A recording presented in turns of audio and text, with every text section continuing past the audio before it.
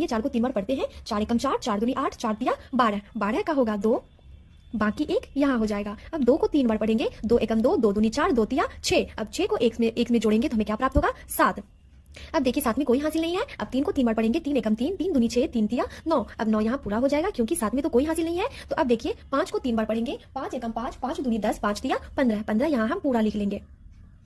इस तरह से हम ऊपर में जितने भी अंक दूसरे अंक से हम गुणा करके लिखेंगे तो पहले वाले अंक को एक अंक छोड़ के हम दूसरे अंक के नीचे में लिखना शुरू करेंगे। तो 4 को 2 बार हमें पढ़ के लिखना है। 4 एकम 4, 4 दूना 8। तो यहाँ पे हम 8 लिखेंगे। अब 2 को 2 बार पढ़ेंगे तो क्या मिलेगा? 2 एकम 2, 2 दूना 4। तो यहाँ पे हम 4 लिख लेंगे। 3 को 2 बार पढ़ेंगे तो क्या प्राप्त होगा? 3 एकम 3, 3 दूनी 6। तो यहाँ पे हम 6 लिख लेंगे। अब 5 को 2 बार पढ़ेंगे तो क्या प्राप्त होगा? 5 एकम 5, 5 दूना 10। तो यहाँ पे हम 10 लिख लेंगे। होगा 4 को 1 बार पढ़ेंगे तो हमें क्या प्राप्त होगा? 4 एकम 4। अब 2 को 1 बार पढ़ेंगे तो हमें क्या प्राप्त होगा? 2 एकम 2। 3 को 1 बार पढ़ेंगे तो क्या प्राप्त होगा? 3 एकम 3।